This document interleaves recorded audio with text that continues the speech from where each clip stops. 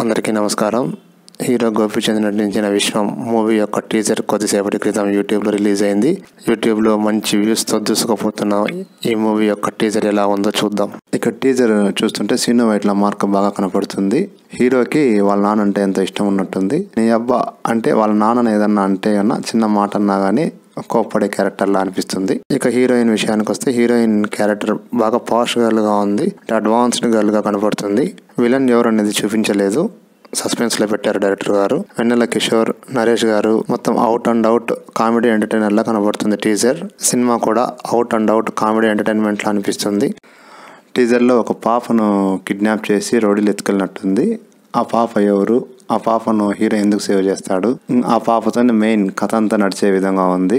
Scene Vaitla గారు ఇంతకుముందు చేసిన మూవీస్లో లాగా ఈ సినిమాలో కూడా out and out comedy plus entertainment drama కూడా ఉన్నట్టుంది. కాకుండా ఫైట్స్ కూడా బాగా ఉన్నట్టున్నాయి. సినిమా సక్సెస్ కావాలని కోరుకుంటున్నాం. హీరో గోపీచంద్ నటించిన విషయం యొక్క టీజర్ ఎలా ఉందో చూసాము.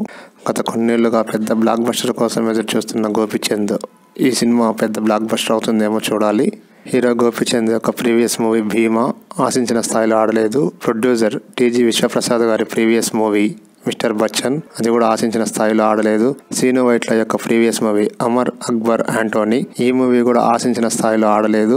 హీరోయిన్ కావ్య తప్పర్ యొక్క ప్రీవియస్ మూవీ డబుల్ స్మార్ట్ ఇది కూడా ఆశించిన స్థాయిలో ఆడలేదు. వీరందరి యొక్క మూవీస్ ప్రీవియస్ మూవీస్ అన్ని ఆశించిన స్థాయిలో ఆడలేదు. వీరందరూ కలిసి చేసిన మూవీ విశ్వం పెద్ద సక్సెస్ అవుతుందేమో చూడాలి.